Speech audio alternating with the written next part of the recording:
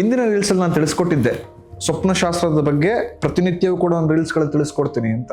ಈ ದಿನ ನಾನು ನಿಮಗೆ ಕನಸಿನಲ್ಲಿ ನೀರು ಕಾಣಿಸ್ಕೊಂಡ್ರೆ, ಸ್ವಲ್ಪ ಸಮುದ್ರಗಳು ಹೊಳೆ ಹತ್ರ ಸಂಪೂರ್ಣ ನೀರೇ ತುಂಬ ಬರ್ತಾ ಇದ್ರೆ ಪ್ರತಿನಿತ್ಯ ಸೂಚನೆ ಏನು, ಇದು ಒಳ್ಳೇದಾ ಕೆಟ್ಟದಾ ಅಂತ ನೀವು ನೋಡೋದಾದ್ರೆ ಖಂಡಿತ ಇದು ಶುಭ.